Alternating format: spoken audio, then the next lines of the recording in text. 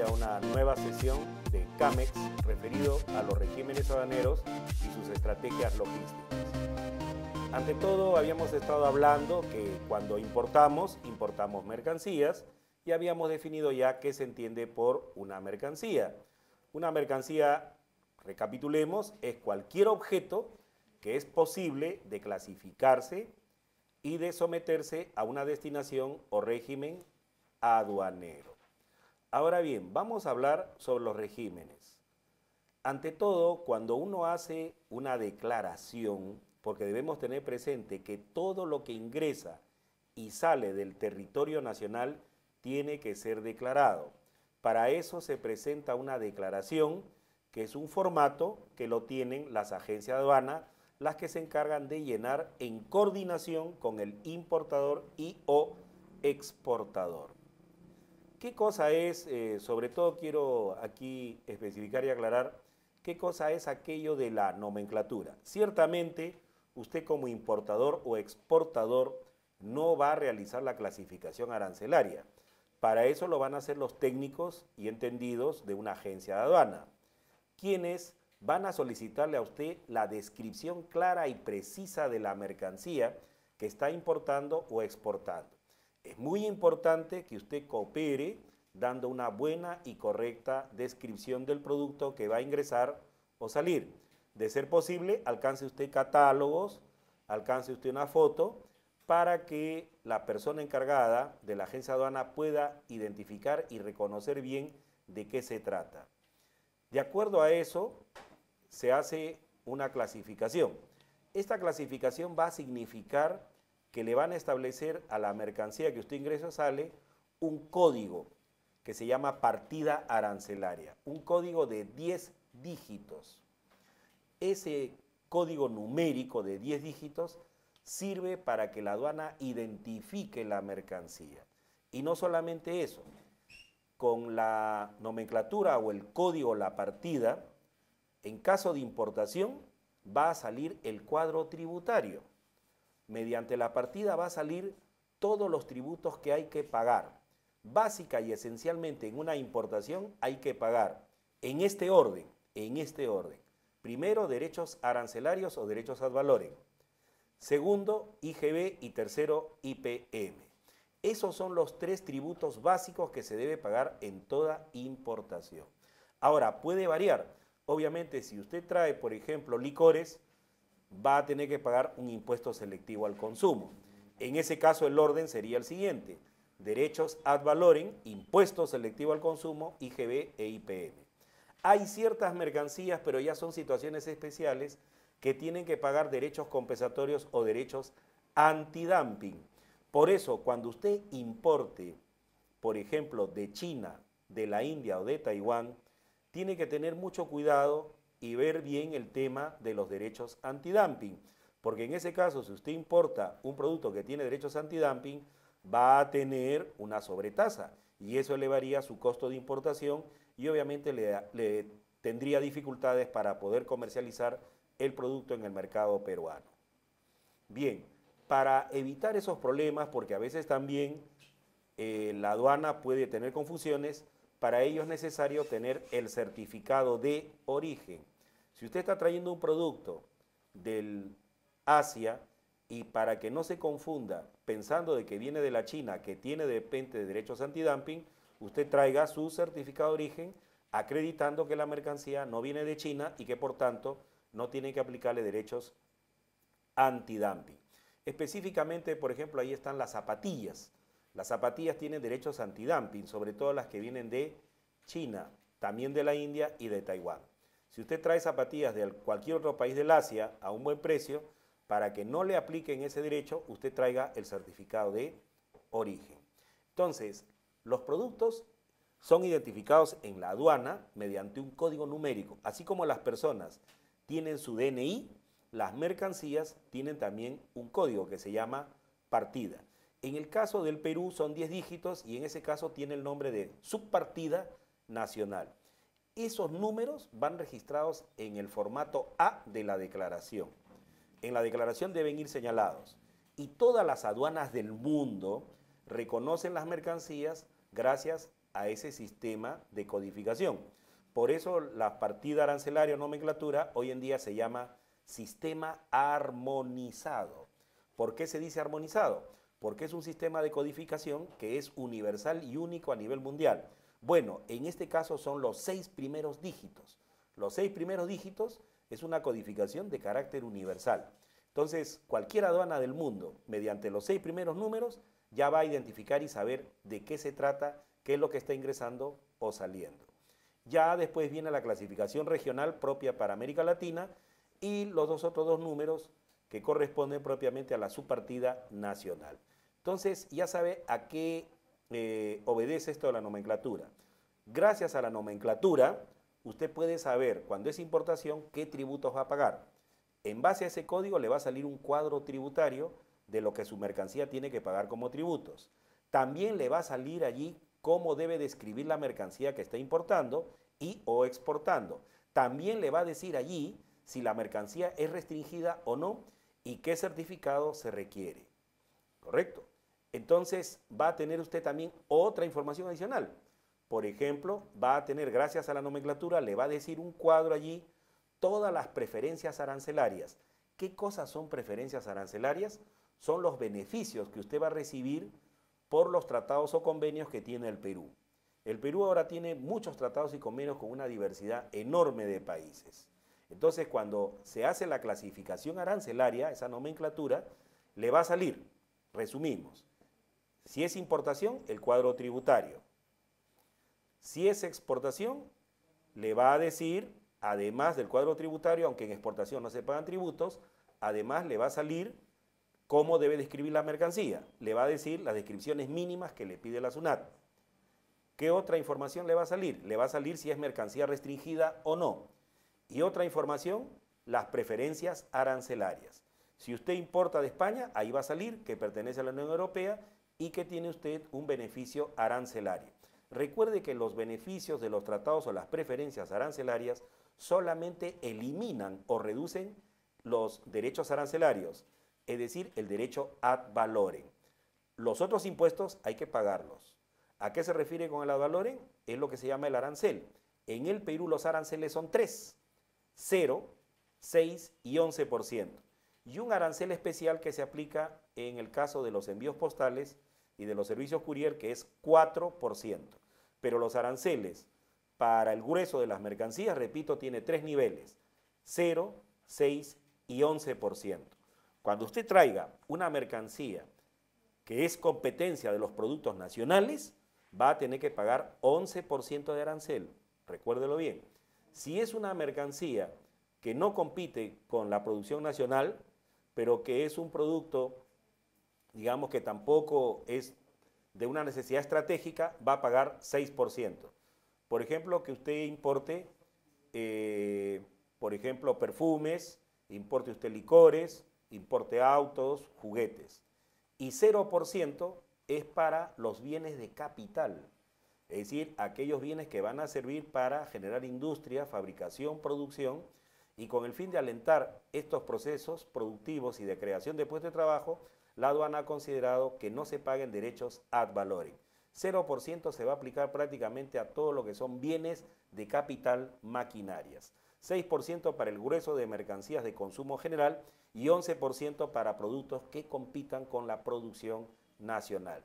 Y derechos antidumping cuando ya el producto que usted está importando tiene un costo por debajo del de producción, o mejor dicho, que están vendiendo la mercancía por debajo del precio al que se vendería ese mismo producto en el país que le ha vendido. Entonces, por ejemplo, si un país, ¿no?, le vende a usted zapatillas y las zapatillas en ese país cuestan, por dar un ejemplo, $10 el par y a usted se lo están vendiendo en $6, es obviamente un precio dumping, porque no le van a vender pues a usted por debajo del precio al que se vende en el mercado que le está exportando. Y en ese caso se aplican derechos antidumping y el objetivo de eso es que no ingrese esa mercancía. Entonces analice bien que cuando tiene usted un derecho antidumping tiene que pensarlo muy bien, porque obviamente lo que se está haciendo allí es tratar de frenar la importación. Si usted puede manejar esa situación, la aduana no le dice nada, ya es asunto de cada importador cómo va a manejar sus costos y su marketing internamente para vender el producto. Pero bien, entonces, vamos teniendo presente que con la nomenclatura usted mismo, señor importador-exportador, puede ver mediante ese código todo lo que le he informado. Caso de importación, pago de tributos. En importación y exportación, la descripción mínima que le va a pedir la SUNAT, las preferencias y beneficios arancelarios y si la mercancía es restringida o no. Bien, ahora, los regímenes en términos generales se clasifican en 5 grandes categorías. Están agrupados en 5 grandes categorías, como son de importación, exportación, perfeccionamiento, tenemos depósito y tránsito. Y un conjunto de regímenes especiales o de excepción, como son los servicios postales, los servicios courier y, por ejemplo, el ingreso y salida de contenedores.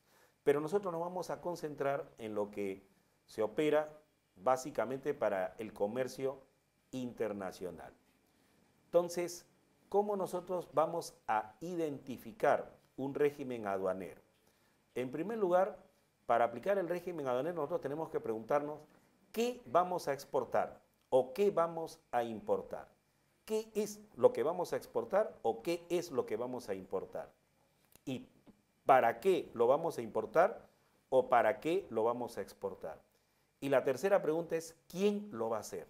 Esas 3 preguntas van unidas para poder determinar el régimen. Por ejemplo, ¿qué voy a exportar? ¿Correcto? ¿Qué voy a exportar? Voy a exportar, por ejemplo, una maquinaria. Correcto. Muy bien. ¿Para qué? La voy a dar en condición de alquiler. O sea, por ejemplo, es una empresa aquí que ha comprado maquinarias y que da un servicio de alquiler a otras empresas que están fuera del país. ¿Correcto? Entonces, ahí tenemos un régimen, por ejemplo, que sería una exportación temporal para reimportación en el mismo estado, porque no voy a vender la mercancía, la voy a hacer sacar al extranjero por un tiempo determinado para que después regrese al Perú. Estoy dando esa maquinaria en condición de alquiler para que regrese después de un tiempo al Perú. Claro, hay plazos. Por eso la aduana siempre va a querer saber qué es lo que usted importa o exporta. ¿Y quién? Obviamente, porque muchos regímenes van a depender de quién está haciendo ese despacho. Por ejemplo, si yo digo que estoy importando vinos, ¿correcto? Y que voy a hacer un perfeccionamiento, obviamente es ilógico e incoherente. ¿Por qué? Porque cuando hablo de perfeccionamiento estoy hablando de transformación, elaboración, estoy hablando de que voy a darle valor agregado. Y a una botella de vino, ¿qué valor agregado le va a dar a usted? La botella de vino está destinada para el consumo final. Allí no hay absolutamente nada que hacer. Esa botella de vino que usted ingresa es para destinarla al consumo final. Entonces, obviamente, la aduana no le va a aceptar que usted declare una botella de vino para un régimen de perfeccionamiento, porque la mercancía o la naturaleza del bien no lo permite, no es lógico. Por eso, una de las preguntas claves es, ¿qué importa, qué exporta? Recuerde que por ahí empieza esta lógica. Segundo es, ¿para qué? Correcto, ¿para qué? Usted, por ejemplo, es un fabricante, ¿correcto? Los fabricantes pueden someterse a los llamados regímenes de perfeccionamiento, que dan incentivos justamente tributarios. Entonces, ¿qué va a importar usted? Un insumo. Muy bien. Usted es un fabricante de galletas, está importando lecitina de soya. Ese es un insumo. ¿Qué cosa es un insumo? Un bien que va a ser transformado en un proceso productivo. Entonces va a haber un valor agregado, un perfeccionamiento, una transformación. Entonces, ¿para qué está importando? Para transformarlo. Y finalmente, exportarlo. ¿Quién es usted? Un fabricante. Pero si usted, por ejemplo, trae lecitina de soya, muy bien, y usted dice que lo va a transformar, pero un momentito, ¿quién es usted? Un distribuidor. Usted es un distribuidor de insumos, usted no transforma. Entonces, por lo tanto, usted no se puede acoger a dicho beneficio. Entonces, son 3 preguntas importantes para poder señalar y destinar el régimen. ¿Qué cosa es lo que se va a importar, exportar? ¿Para qué? ¿Y quién lo va a hacer? Eso es muy importante para señalar un régimen. Los regímenes de importación. Un régimen de importación es básica y esencialmente para que se consuma en el mercado interno. Este consumo puede ser productivo o no productivo. Consumo productivo son las importaciones que van a hacer empresas, industrias, que traen algo para producir, pero lo destinan al mercado interno. Por eso queda simplemente como importación para el consumo. O una importación improductiva, es decir, compra usted cosas para satisfacer sus necesidades. Por ejemplo, importación de ropa, ¿no?, para consumo final. Si yo importo camisas, pantalones, zapatos, carteras, no voy a hacer una transformación, las voy a destinar a la venta, a la distribución, es simplemente para el consumo interno. Por eso va a haber un consumo productivo y un consumo improductivo. Entonces, todo lo que se destina a importación para el consumo es para que se consuma en el mercado interno, ¿correcto? Ahora, usted puede traer cualquier mercancía mientras no esté prohibida y si es restringida con las licencias o permisos del caso. Ahora, usted también puede traer, ¿correcto?, una mercancía en condición de alquiler para usarla acá en el Perú y después devolverla al extranjero de donde vino. Entonces estamos ante una admisión temporal. Tenga usted presente entonces que las mercancías pueden ingresar definitivamente o temporalmente. Si ingresan definitivamente es para ser consumidas y quedarse en el mercado nacional, en cuyo caso hay que pagar los tributos correspondientes, que son 3 básicamente: el derecho ad valorem, el IGB y el IPM. Si son de ingreso temporal, usted va a tener que presentar una garantía, ¿correcto? Va a tener que presentar una garantía solo por el importe de los tributos, nada más. No es una garantía sobre el valor de la mercancía, sino es una garantía solamente sobre el importe de los tributos. Una garantía, concretamente una carta fianza, por el tiempo que usted va a tener la mercancía acá y después la va a devolver. Una vez que usted retorne esa mercancía al extranjero, le devolverán la garantía o carta fianza y usted no pagará tributos. Pero hay una flexibilidad.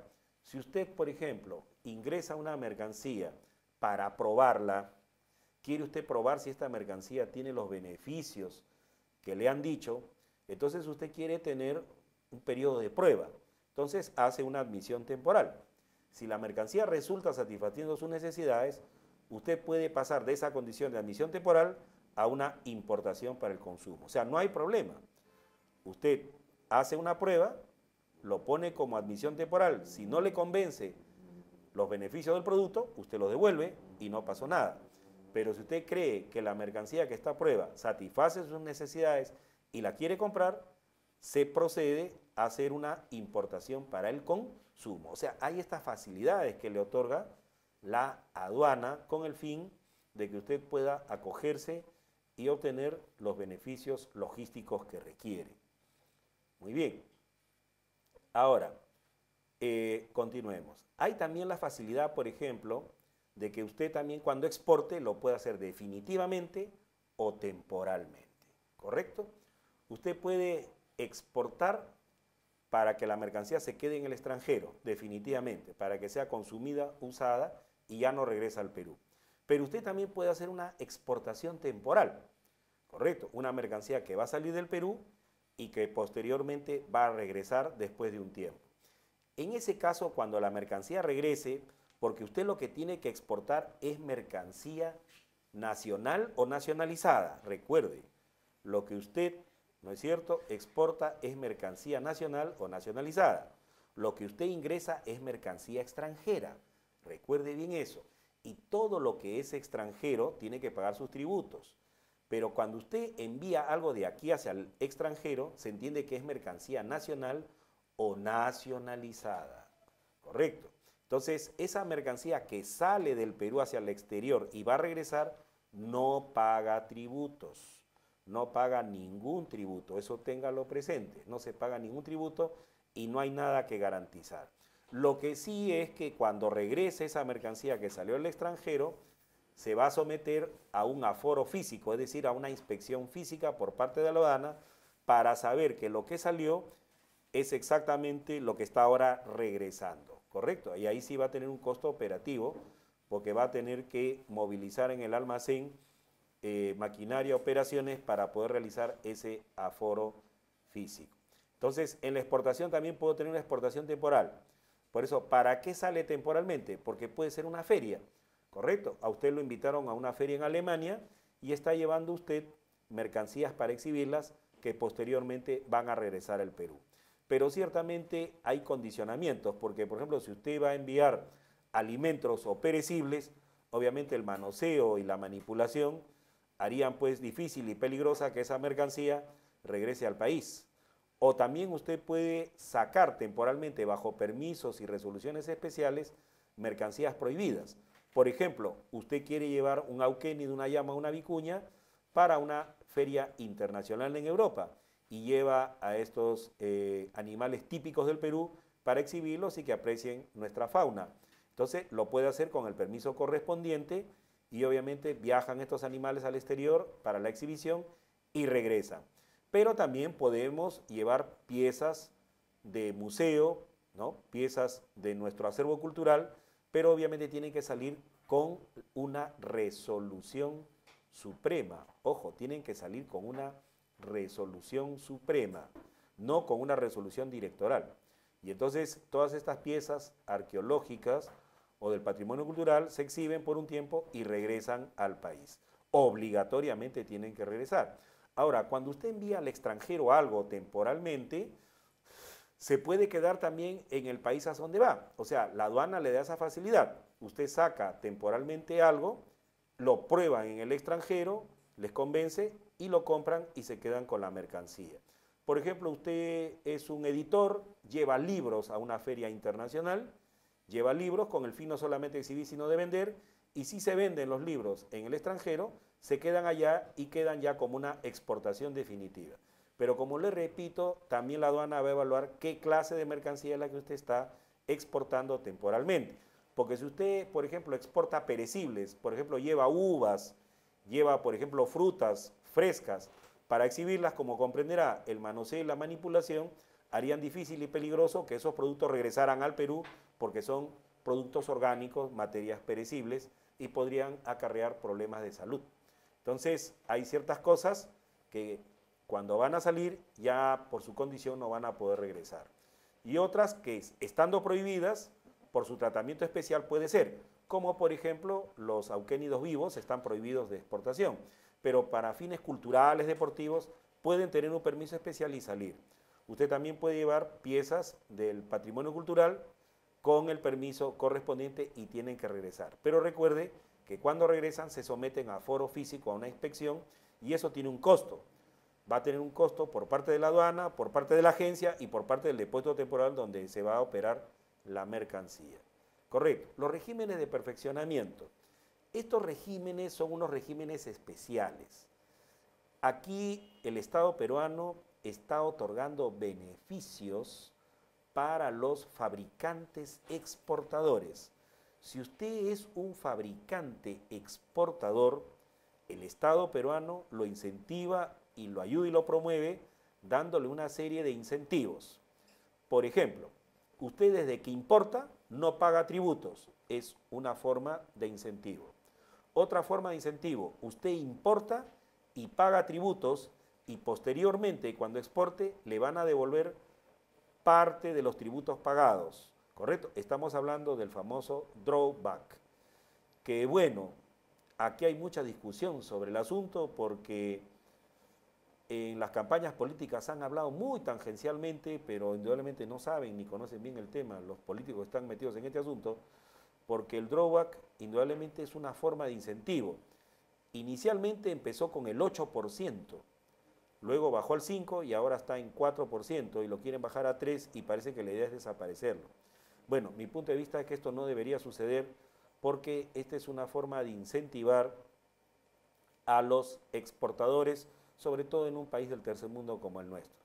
Pero el drawback tiene este beneficio. Usted inicialmente importa y paga sus derechos arancelarios, ¿correcto?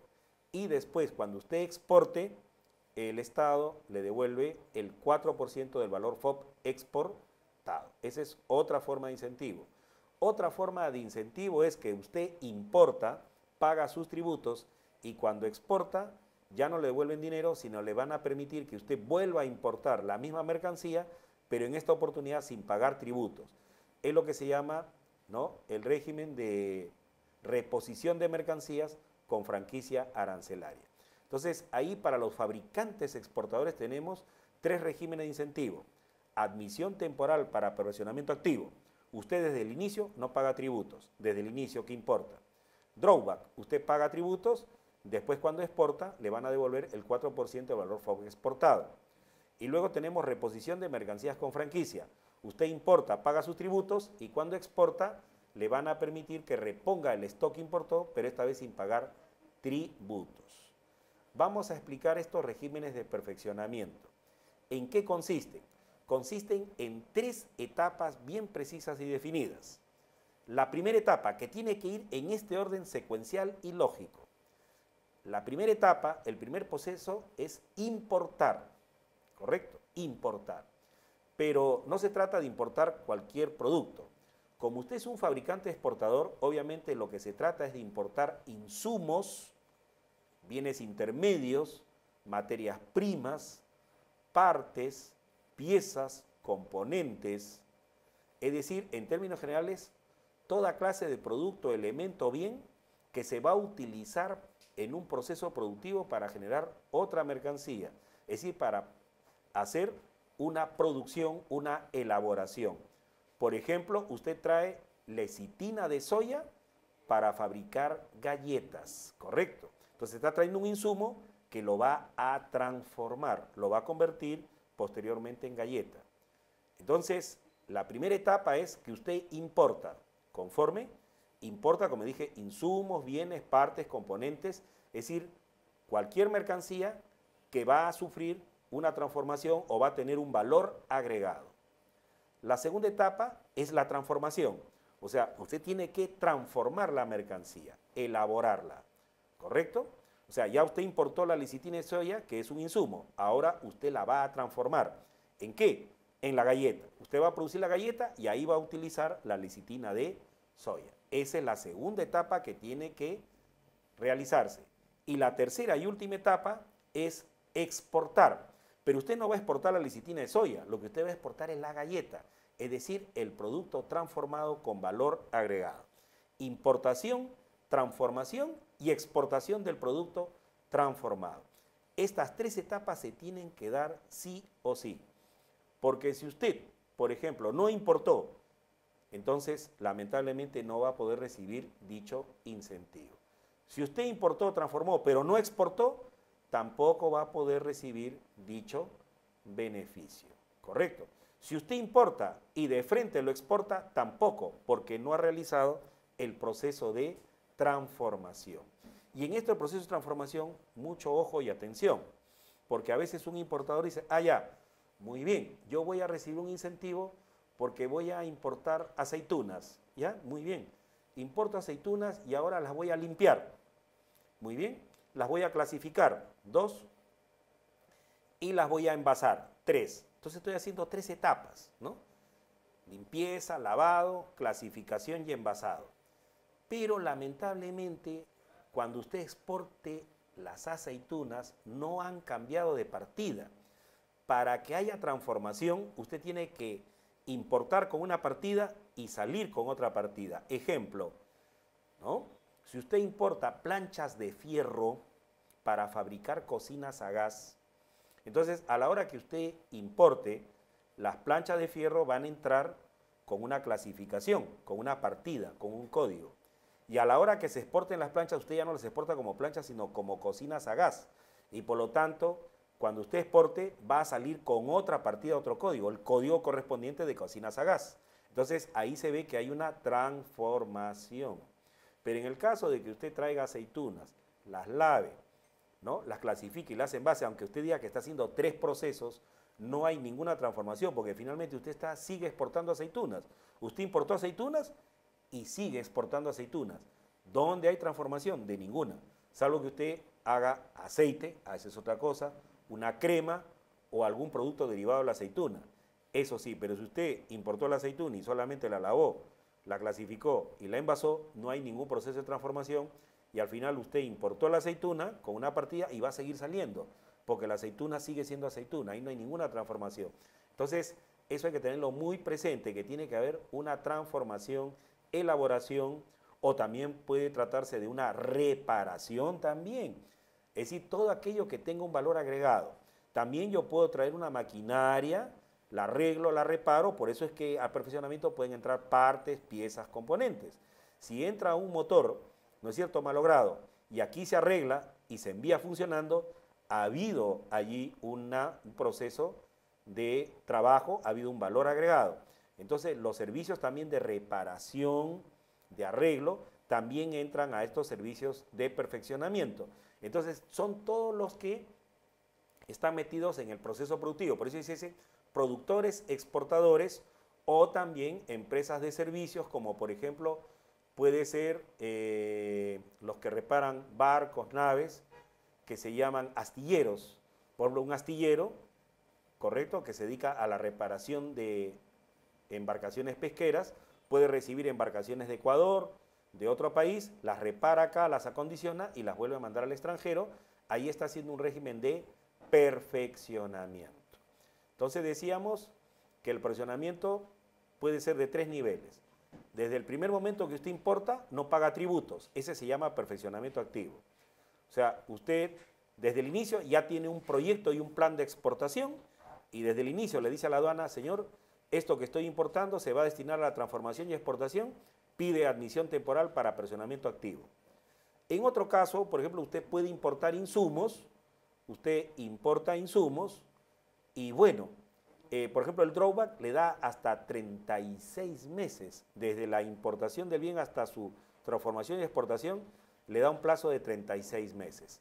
Por ejemplo, en ese sentido, muchas empresas que no tienen claro un proyecto de exportación, pero que lo están pensando a mediato o a cierto plazo, pueden acogerse a este régimen, porque tienen un buen plazo.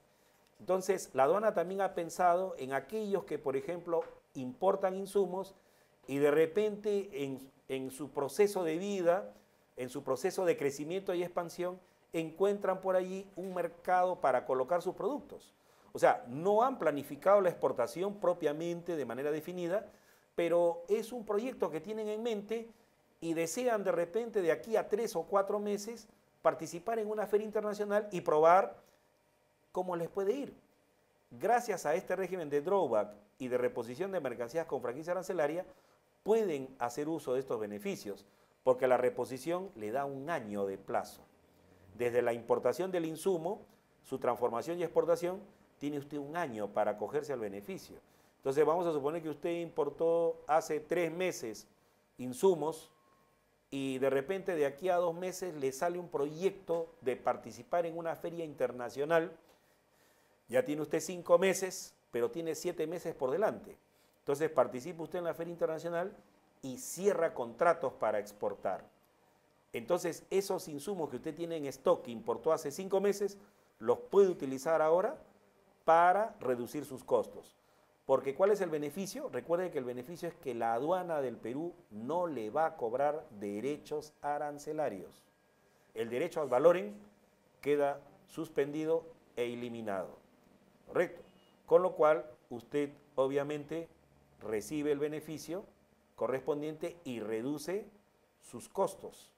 Porque obviamente al tener arancel cero, de eso se está beneficiando y está reduciendo sus costos de producción. Entonces, le está permitiendo la aduana reducir costos y de esa manera poder competir en el mercado exterior.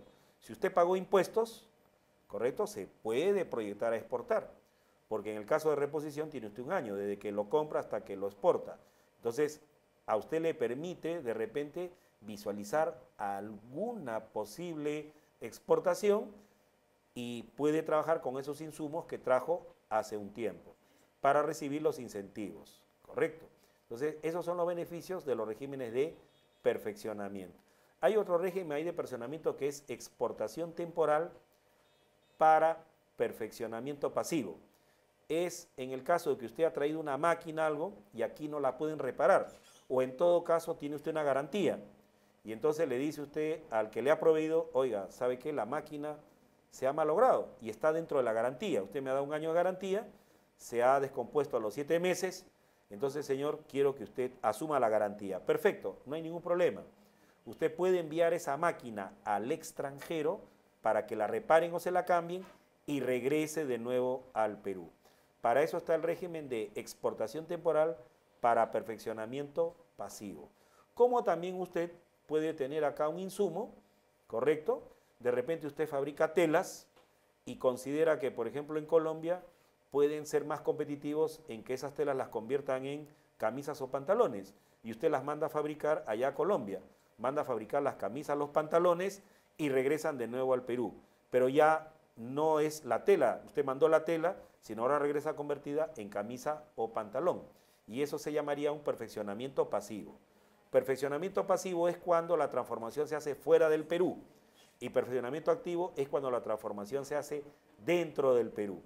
Téngalo eso presente, ¿correcto? Entonces esos son los incentivos que tiene en los regímenes de perfeccionamiento. Luego, para ir terminando esto de los regímenes, tenemos el régimen de depósito. Este es un régimen muy simpático y especial, porque permite, por ejemplo, a los importadores traer grandes cantidades de insumos, grandes cantidades de productos para hacer economías de escala. Entonces, por ejemplo, una gran fábrica o una fábrica puede traer un buen lote de insumos que los negocia a un buen precio, aprovechando justamente una compra en volumen y haciendo una economía de escala.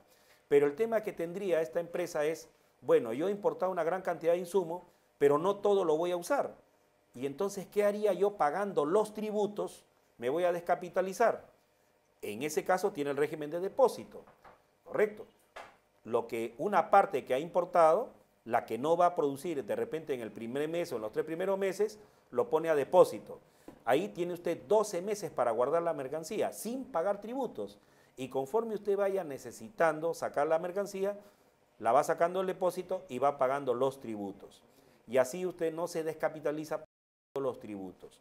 Y finalmente tenemos los regímenes de tránsito, que son regímenes sobre todo para facilitar operaciones logísticas. Por ejemplo, en el caso de Iquitos, nosotros tenemos ahí dificultades logísticas y de camino, ¿no? Últimamente estamos oyendo pues que el actual gobierno del señor Kuczynski está pensando, ojalá lo haga, construir una carretera hasta Iquitos. Porque, por ejemplo, en Iquitos hay movimiento comercial, pero todo tiene que hacerse por vía aérea.